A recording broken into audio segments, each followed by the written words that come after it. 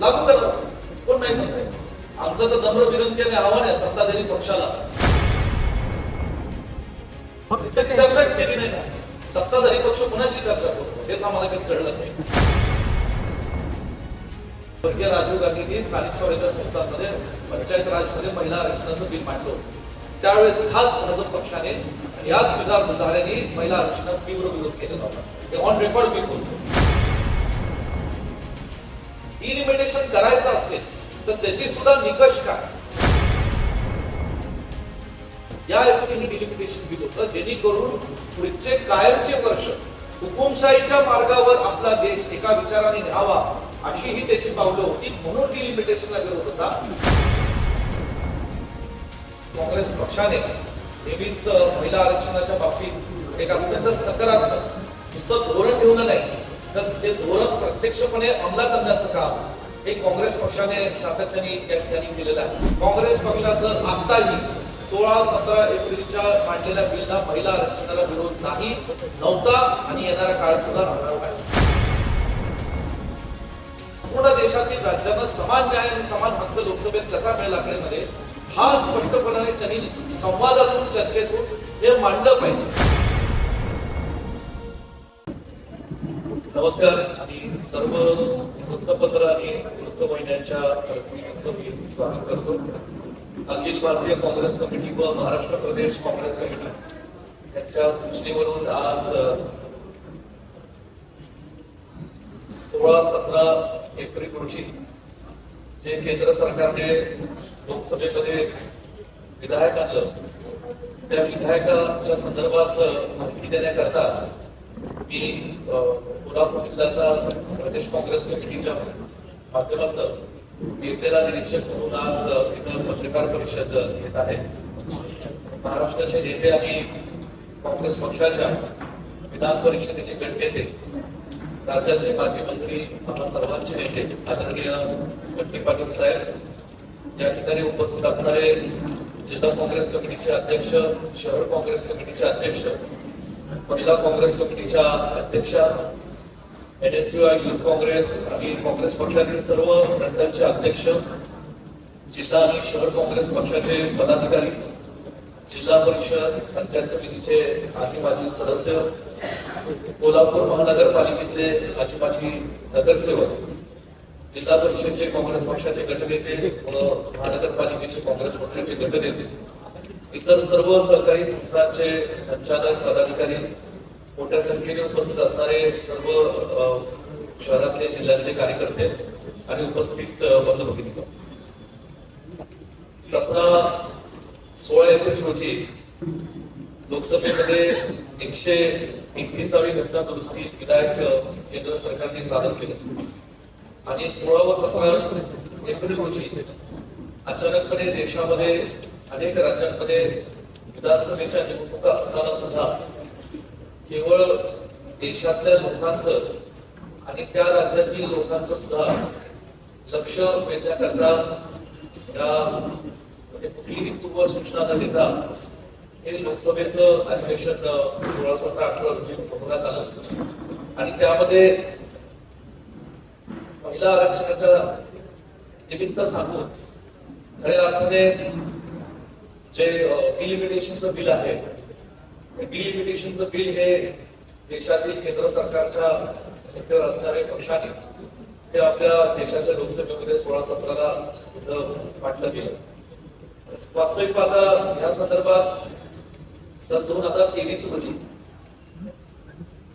आताच्या असणाऱ्या सत्ताधारी पक्षाने आणि केंद्र सरकारने हेच बिल महिला आरक्षणाचं हे लोकसभेमध्ये मांडलेलं होतं आणि सन 2023च्या लोकसभेच्या अधिवेशनामध्ये काँग्रेस पक्षाने एका मुखाने या महिला आरक्षणाच्या बिलला संपूर्ण समर्थन दिलेलं होतं. त्यावेळी सुद्धा हे अनेक विरोधी पक्षातील असणाऱ्या पक्षांनी सुद्धा त्याला समर्थन दिलं होतं आणि त्यावेळी सन 2023ला महिला आरक्षणाचं बिल हे देशाच्या लोकसभेमधनं त्या ठिकाणी पास झालेलं होतं. त्यावेळेस केंद्र सरकारने देशाच्या लोकसभेतील आणि राज्यसभेतील सर्व खासदारांना आणि देशाला असं आश्वासित केलं होतं की सन 2023 पासून ते 26 पर्यंत येणाऱ्या काही वर्षातच राष्ट्रीय जनगणना केली जाईल आणि त्या राष्ट्रीय जनगणनेनंतर पुन्हा कदाचित डिलिमिटेशन आणि महिला आरक्षणाचं बिल हे त्याच्यानंतर या ठिकाणी मांडलं गेलं जाईल. आता असणाऱ्या देशातील लोकसभेमधल्या संख्येबळानुसार त्याच असणाऱ्या संख्येबळामध्ये महिला आरक्षण द्यावं हे 2023 साली बिल पास झालं. परंतु राष्ट्रीय जनगणना ही 2026 पर्यंत काही कारणामुळे न पूर्ण झाल्यामुळे आहे त्या परिस्थितीत आणि 2011च्या राष्ट्रीय जनगणनेनुसार हे डिलिमिटेशनचं आणि महिला आरक्षणाचं बिल हे लोकसभेमध्ये मांडून ते पास करून देण्याचा गट हा केंद्र सरकारचा आणि सत्ताधारी पक्षाचा. मी याला गट ह्यासाठी म्हणेन कारण कुठल्याही बिल मांडण्यापूर्वी विशेषतः ज्या बिलाचा संपूर्ण देशावर आणि देशातील सर्व राज्यांवर एक संविधानिक इम्पॅक्ट होणार आहे, त्याचा प्रभाव होणार आहे, तर ते विरोधी पक्षातील प्रमुख नेत्यांना विश्वासात घेऊन ते बिल मांडण्याची एक कार्यपद्धत ही परंपरेनुसार लोकसभेमध्ये सत्ताधारी पक्षाकडे ही पाळली गेली.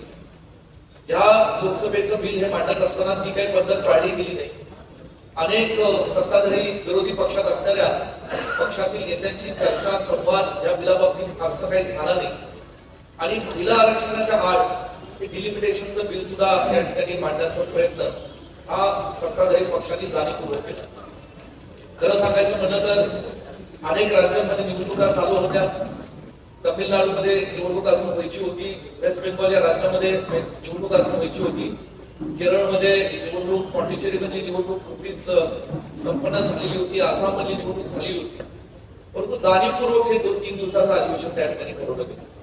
वास्तविक आपल्याला आठवत असेल 1976-77 साली त्यावेळेस तत्कालीन असणाऱ्या पंतप्रधान स्वर्गीय इंदिराजी गांधींनी देशाच्या लोकसंख्येच्या बरोबरीने हे डिलिमिटेशन झालं पाहिजे असं सर्वपक्षीय सहमताने एक धोरणात्मक निर्णय त्या काळात घेतलेला होता. तदनंतर सन 2009 मध्ये आपल्या देशामध्ये डिलिमिटेशन झालं आणि आपल्या देशातील लोकसभेची आणि त्या राज्यातील विधानसभेची रचना ही डिलिमिटेशनच्या कायद्यानुसार बदलण्यात आली. 2000 नंतर साधारणतरी 20 किंवा 25 वर्षाच्या कालावधीत हे डिलिमिटेशन व्हायला हवं, पण त्याच्याकरता राष्ट्रीय जनगणना ही होणं अत्यंत गरजेचं होतं.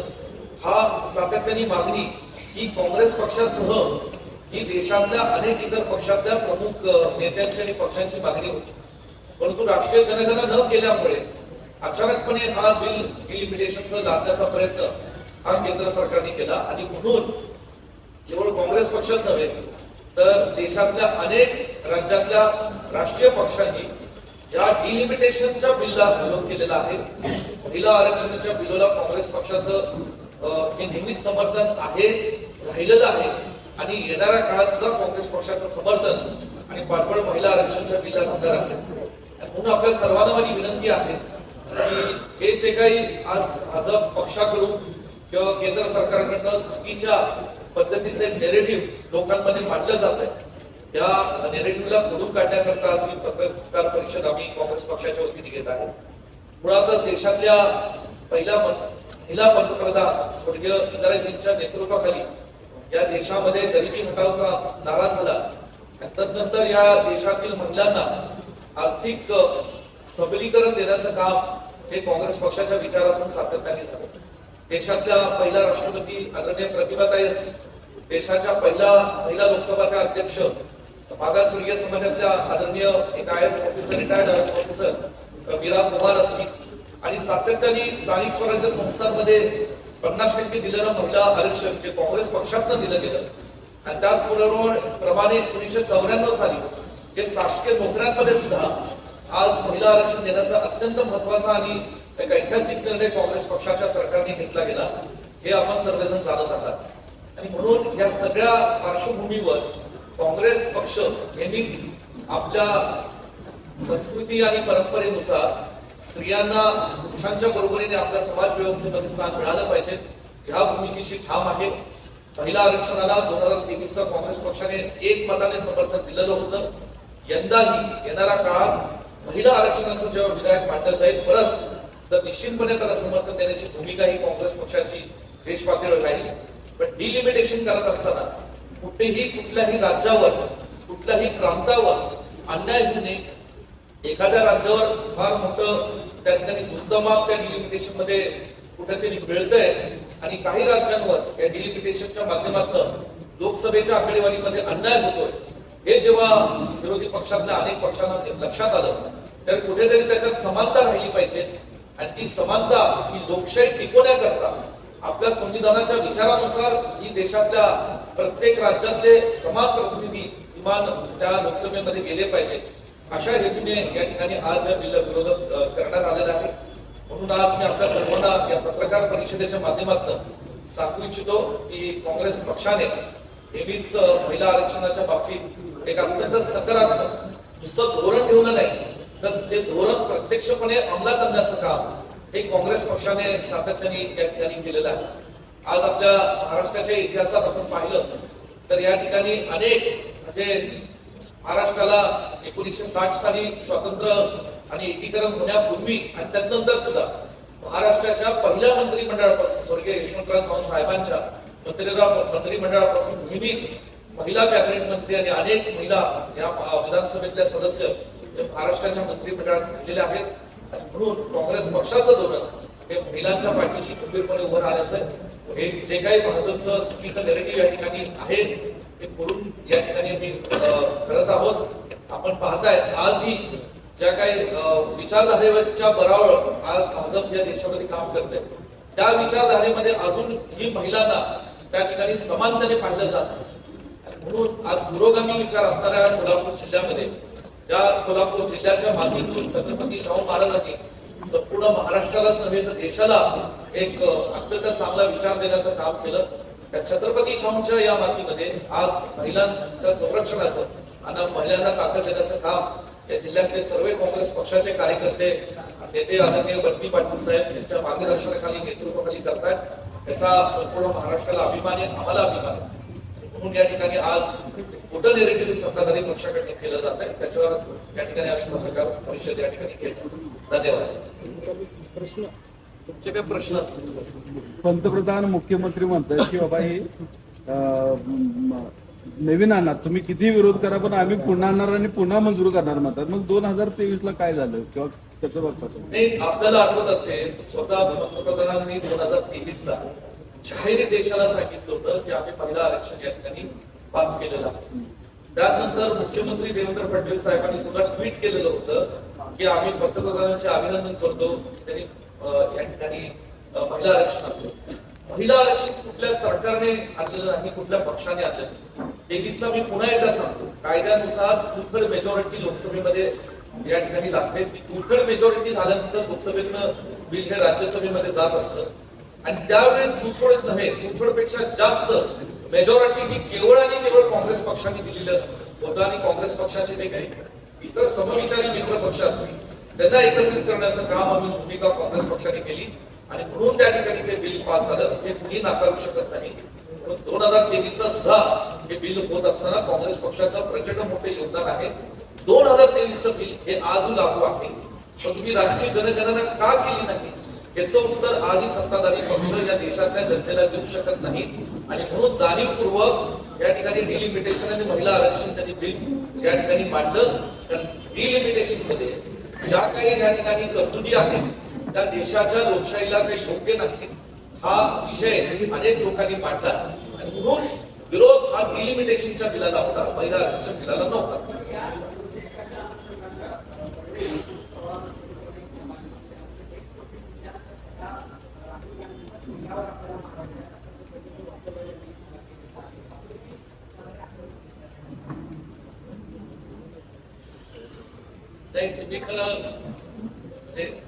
वरळीमध्ये जो कार्यक्रम झाला त्यामध्ये एका महिलेने किती तांडव केला, कशासाठी केला हे सगळ्या महाराष्ट्राने आणि देशाने पाहिलं. आणि मग भाजप सत्तेचा गैरवापर कशा पद्धतीने करतं, सर्वसामान्य नागरिकांना त्याचा किती त्रास होतो, परंतु त्रास होत असताना त्या सर्वसामान्य नागरिकांची कुठेही दखल घेतली जात नाही हे सुद्धा त्या प्रसंगात सगळ्या महाराष्ट्र देशाने पाहिलंय.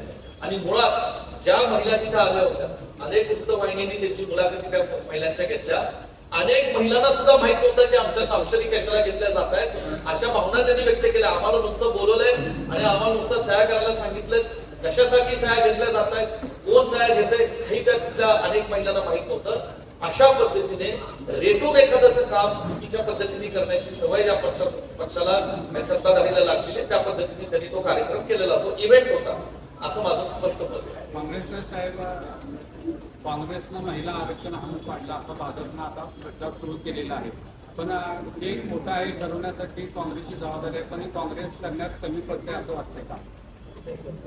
अजिबात नाही. आज संपूर्ण महाराष्ट्रात, संपूर्ण देशामध्ये काँग्रेसचे अनेक नुसतं पुरुष नेतृत्व नाही, महिला नेतृत्व ज्या आमच्या या ठिकाणी आज महिला ज्या स्थानिक स्वराज्य संस्थांमध्ये काम करत आहेत, त्या विधानसभेमध्ये, लोकसभेमध्ये काँग्रेस पक्षाचं जो पुरोगामी विचाराचं नेतृत्व करत आहेत, अशा अनेक काँग्रेससह मित्र पक्ष, सहविचारी पक्षातल्याही अनेक महिला आमच्या भगिनी या ठिकाणी रस्त्यावर उतरल्या. जे भाजप सरकारचं आणि सत्ताधारी पक्षाचं खोटं नेरेटिव्ह ते पुसून काढण्याचं काम हे अत्यंत चांगल्या पद्धतीने आज आमचे सगळे नेते आणि महिला नेते आमच्या करत आहेत. आणि ठिकठिकाणी प्रत्येक जिल्ह्यात, प्रत्येक राज्यात अशा प्रकारच्या पत्रकार परिषदेतून या ठिकाणी वस्तुस्थिती आणि सत्य, जे सत्य आहे जे कोणी नाकारू शकत नाही, ते कागदावरचं सत्य आहे, ते सत्य आहे. लोकसभेतलं काय घडलं सगळ्यांनी पाहिलेलं आहे. बिलची सुद्धा आपण जर मांडणी केली तर बिल मध्ये जे ते आज नाव म्हणतात, भाजपवाली जी आज नाव सांगतायत समाजासमोर, अशा पद्धतीचं नाव होतं, त्या बिलला तसं नाव नव्हतं. हे अधिकृत माहिती घेऊन आपल्याला सांगतोय. त्यामुळे हे सगळं सत्य लोकांसमोर मांडलं जाईल, लोकांना ते पटेल हा माझा विश्वास आहे. खरं तर बंटी साहेब, भाजपने ज्या पद्धतीने महिलांचा मोर्चा काढून काँग्रेस किंवा विरोधक कशा पद्धतीने चुकीचा दाखवण्याचा प्रयत्न केला, काँग्रेस असा काय राज्यव्यापी मोर्चा महिलांचा काढणार आहात? प्रदेश काँग्रेसच्या वतीनं पहिल्यांदा पत्रकार परिषदा घेऊन प्रत्येक नेते आमचे जाऊन पत्रकार परिषद घेऊन भूमिका मांडतात. त्याचा मुद्दा काय आहे, 2023ला तुम्ही आरक्षण जाहीर केलं, 2024ला लोकसभा झाली त्यावेळी का तुम्ही लागू केले? त्यावेळी लागू केलं असतं तर 180 महिला आज खासदार म्हणून याच कार्यक्रमात 180 महिला खासदार म्हणून त्या ठिकाणी येऊ शकतात. त्यामुळे मुळात भाजपचा हा दाखवण्याचा प्रयत्न आहे आणि त्याच्या विरुद्ध जे काय आम्हाला राग उठवायचं ते निश्चितपणे आम्ही उठवू. पत्रकार परिषदेची सुरुवात आहे, त्या गरज पडली तर मोर्चा काढायला लागला तर फक्त महिलांचाही मोर्चा आम्ही काढू.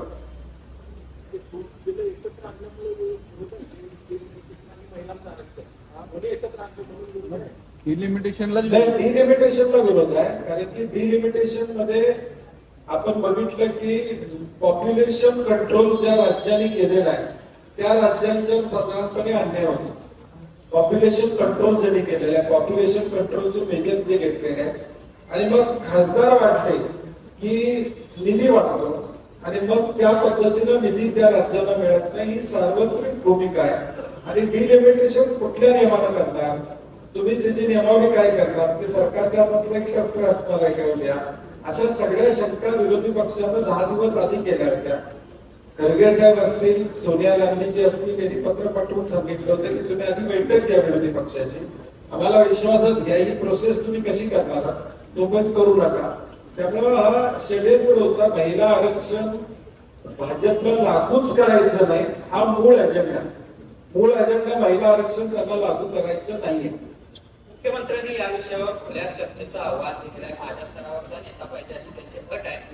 महाविकास आघाडीकडून काही त्या संदर्भात चर्चा झाली, कोण चर्चा करणार आहे का मुख्यमंत्र्यांची? मुख्यमंत्र्यांना प्रत्युत्तर देण्यासाठी कोल्हापूर जिल्ह्याचे नाही, महाराष्ट्राचे बंटी पाटील समर्थ आहेत. सुप्रियाताई, प्रगती शिंदे, बऱ्याच लोकांनी, विशंभर चौधरी, असीम सरोदे, सगळ्यांनी तो एक पॉलिटिकल जिम्मिक आहे त्यांचा, आव्हान द्यायचा. ते आता प्रणिती शिंदे आमच्या त्या ठिकाणी महिला म्हणून तयार आहेत, त्यांनी स्वीकारलं पाहिजे. ते कोणी असू दे, शेवटी माझं मत काय आहे, ज्यावेळी मुख्यमंत्री एखादं आव्हान देतात त्यावेळी त्यांना जर त्यांची भूमिका मांडायची असेल तर कोणी उभारलं तर त्याला उत्तर द्यायला पाहिजे ना. तुमच्याच लेवलला पाहिजे असं काय, तुमचा मुद्दा मांडायचा असेल तर कोणी व्यक्ती जो प्रश्न विचारतो, शेवटी तुम्ही राज्याचे मुख्यमंत्री आहे, तुम्हाला जो माणूस व्यक्ती उभा राहील प्रश्न विचारतो त्याचं उत्तर द्यायला तुम्ही समर्थ असला पाहिजे. याचा अर्थ तुम्ही पळताय, म्हणजे नुसतं घोषणा करायची आणि त्या मुद्द्यापासून पळ काढायचं काम मुख्यमंत्री करतायत. आमच्याकडून आमची तयारी आहे त्यांच्याबरोबर चर्चा करा. आता तुम्ही डिलिमिटेशनचं सांगितलं, खुलासा केला, त्याच्या काही वाढीव जागा होणार आहेत आपल्याकडे. लोकसभेची 1, विधानसभेच्या 3 होणार नाही, आहेत. आता कसं या चर्चा सगळ्या ऑफिशियली नाही आहेत, अनऑफिशियली व्हॉट्सअपवर आलेल्या चर्चा आहेत. त्यामुळे काय आपण त्याचं डिलिमिटेशनची प्रोसेसच ठरली नाही तर मग लोकसंख्येचा आधार धरणार आहेत का, भौगोलिक आधार धरणार आहेत का? उद्या आता मुंबईमध्ये 4 गल्ल्यामध्ये 1 विधानसभा मतदारसंघ आहे. त्यामध्ये एक वाढीवमध्ये 1 जागा महिलांना द्यायचं ठरलेलं, मग त्याला पाठिंबा टाकला. नाही, विषय तो नाही. मुळात काय आहे की तुम्ही 2023ला ज्यावेळी केलं त्यावेळी 24च्या इलेक्शन मध्ये लागू करायचं होतं ना. 2/3 मेजॉरिटीला आम्ही दिलंच होतं मान्यता. 24ला का लागू केलं नाही तुम्ही? 180 करायचं होतं आणि मग यावेळी सांगायचं होतं की आता 180 झालेलं आहे, आता डिलिमिटेशन करून अजून 50-100 वाढव्या महिला, काय अडचण नसते झाली. ते आता लोकसभेमध्ये 553 जागा आहेत. संभाव्य डिलिमिटेशनच्या बिलानुसार या 850 होणार होत्या लोकसभेत. आता मी काही माहिती आपल्याला देऊ इच्छितो. जो मसुदा त्या बिलमध्ये त्यांनी डिलिमिटेशनचा तयार केलेला होता त्याच्यानुसार आपल्या उत्तरातील हिंदी भाषिक राज्यांचे जे प्रतिनिधित्व लोकसभेमध्ये करतात त्यांचं प्रमाण 38% हे 31% जाणार होतं संभावित बिलाच्या डिलिमिटेशननुसार. आणि दक्षिण भारतातील जे काही राज्य आहेत त्यांचं उलट 24% 20% घसरण होणार होतं. त्याचा अर्थ काय होता की आज देशाच्या राजकारणात नाईलाजाने का म्हणा, दुर्दैवाने म्हणा, देशाच्या काही राज्यांमध्ये सत्ताधारी पक्षाच्या विचाराची त्या राज्यांमध्ये सरकार आहे आणि त्याचा गैरफायदा घेत येणाऱ्या काळामध्ये त्याच विशिष्ट राज्यांमध्ये लोकसंख्येच्या बळावर त्यांनी या ठिकाणी लोकसभेची आकडेवारी वाढवावी आणि दक्षिण भारतातील आणि दक्षिण भारतासह इतर काही राज्यात आकडेवारी तेवढीच ठेवावी किंवा कमी करावी या हेतूने हे डिलिमिटेशन बिल होतं, जेणेकरून पुढचे कायमचे वर्ष हुकुमशाहीच्या मार्गावर आपला देश एका विचाराने न्यावा अशी ही त्याची पावलं होती. म्हणून डिलिमिटेशनला विरोध होता. तुमच्या प्रश्नाचं उत्तर हे आहे की त्यामध्ये महिला आरक्षण कुणाला देणार, कुठल्या लोकसभेत पडणार, कुठल्या विधानसभेत पडणार, त्याची नेमकी नियमावली कशी असणार, त्याचे निकष काय असणार याच्यावर अजून स्पष्टता मांडली गेली नव्हती. आणि ही मांडण्याकरता सरकारने लोकशाहीचा एक चांगल्या पद्धतीने विचार करून हे अधिवेशन घेण्यापूर्वी विरोधी पक्षातल्या सर्व नेत्यांना आणि त्यांच्या सत्ताधारी विरोधी पक्षातल्या सर्व लोकांची चर्चा करणं की महिला आरक्षण नेमकं कसं पडणार आहे, कुठल्या ठिकाणी पडणार आहे, ते का पडणार आहे याचं जो स्पष्टीकरण दिलं नाही, नुसतं बिल मांडलं. त्या गोष्टीचे स्पष्टीकरण नसल्यामुळे डिलिमिटेशनच्या आड झाल्यामुळे या गोष्टींना डिलिमिटेशनच्या बिलला हे काँग्रेस पक्षाने इथं विरोध केलेला आपण कृपया समजून घ्या. भाजप खरं तर प्रत्येक दिवस हा निवडणुकीचा दिवस म्हणून या ठिकाणी मैदानात उतरत असते. लोकसभेला अजून जरी 3 वर्ष असली तरी हाच नेरेटिव्ह विरोधी पक्ष हे कायमपर्यंत 29 पर्यंत ठेवणार का? हा नेरेटिव्ह फेल झाला. भाजप खोटं बोलते आता लोकांच्या लक्षात आलेलं आहे. तुम्ही 2023ला कायदा केला तो जसं विश्वजित कदमजी म्हणते तसं 2/3 मेजॉरिटी 24ला का अंमलबजावणी केली नाही. आमच्या गेल्या असताना महिला खासदार झाले असते, आत्ताच ह्या टेन्युअर मध्ये महिला खासदार झाल्या असत्या. त्यामुळे भाजपला हे नेगेटिव्ह चालणार नाही. ते आता तोडजशी पडलेली आहे. आता पडलो तर त्यातनं सावरायचं कसं? मग तुमचे लोकसभेत बोर्ड तयार कसे होते? 5 मिनिटात तुमचे खासदार बोर्ड घेऊन बाहेर कसे आले? तुम्हाला माहिती होतं 2/3 मेजॉरिटी होणार नाही, हा कायदा पास होणार नाही, त्यांना सगळं माहित होतं. तरी त्यांनी कायदा आणला फक्त दाखवण्यासाठी. पण मी म्हणतोय माझा प्रमुख आरोप भाजपमुळे भाजपला हे आरक्षण द्यायचं नाहीये. मग 2029 आता तेव्हा 2023ला झालं, 24ला केलं नाही कारण सत्ता होती असं तुमचं म्हणणं आहे. मग आता 29ला झालं तर तेव्हा पण हाच नॅरेटिव्ह राहणार नाही का? मग कधी त्यांनी करावं असं वाटतं तुम्हाला? त्यांनी आता ताबडतोब लागू करावा. 2029ला आहे त्या संख्येवर लागू शकतो ना, आहे त्या लोकसंख्येवर लागू शकतो ना. आदरणीय फडके साहेब जे आता वाक्य बोलले आपल्या सर्वांना विनंती, ते अत्यंत महत्वाचं वाक्य लागू करा. कोण नाही म्हणत. आमचं तर नम्र विनंती आणि आव्हान आहे सत्ताधारी पक्षाला की 2023च्या नुसार ज्याला काँग्रेस पक्षाने बिलाला समर्पित केलं होतं, महिला आरक्षण आजच्या आहे त्या आकडेवारी लोकसभेत संपूर्ण देशात त्यांनी लागू करावं. काँग्रेसचं उघड समर्थन त्याला आहे. तुमची त्याबद्दल फक्त महिला आरक्षण संदर्भात काय चर्चा झाली का सत्ताधाऱ्यांशी? फक्त कधी चर्चाच केली नाही ना. सत्ताधारी पक्ष कुणाशी चर्चा करतो हेच आम्हाला कधी कळलं नाही. कारण फक्त जर महिला आरक्षण असेल तर लागू करायला काहीच प्रॉब्लेम नाही. तुम्हाला फक्त लिमिटेशनचा विरोध आहे, बरोबर आहे? बरोबर. दोघांनी मग चर्चा करून या गोष्टी का देशासाठी नाही, पद्धत अशी असते. तुम्हाला 1989चा इतिहास सांगतो. स्वर्गीय राजीव गांधी या ठिकाणी पंतप्रधान होते. स्वर्गीय राजीव गांधींनी स्थानिक स्वराज्य संस्थांमध्ये पंचायत राजमध्ये महिला आरक्षणाचं बिल मांडलं होतं. त्यावेळेस खास भाजप पक्षाने आणि याच विचारधारेने महिला आरक्षणात तीव्र विरोध केलेला होता. हे ऑन रेकॉर्ड मी बोलतो. आता मुद्दा असा आहे की जर तुमच्या प्रश्नाचं साधं उत्तर द्यावं की महिला आरक्षण त्यांनी आता ठीक आहे आणावं, डिलिमिटेशन सोडून. डिलिमिटेशन करायचं असेल तर त्याची सुद्धा निकष काय? संपूर्ण देशातल्या प्रत्येक राज्याला, कुठल्याही राज्याला एकाच इतकं माप न देता संपूर्ण देशातील राज्यांना समान न्याय आणि समान हक्क लोकसभेत कसा मिळेल आकडेमध्ये, हा स्पष्टपणाने त्यांनी संवादातून चर्चेतून हे मांडलं पाहिजे. आणि ते मांडत असेल तर या ठिकाणी भविष्य काळात त्याला एकमत होईल. नाही झालं तर 100% त्याला डिलिमिटेशन विरोध होईल.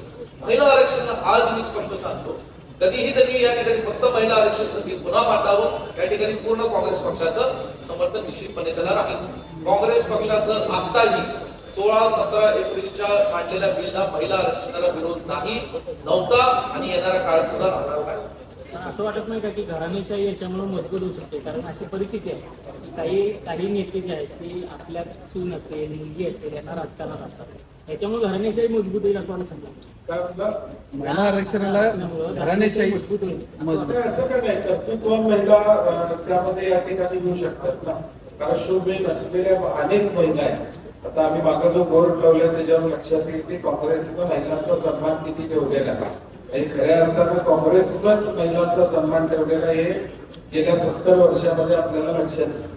त्यामुळे असं काय नाही की घराणेशाही किंवा काय, जी भगिनी आमची कर्तृत्व आहे ती तिच्या त्या ठिकाणी निवडून येणार आहे.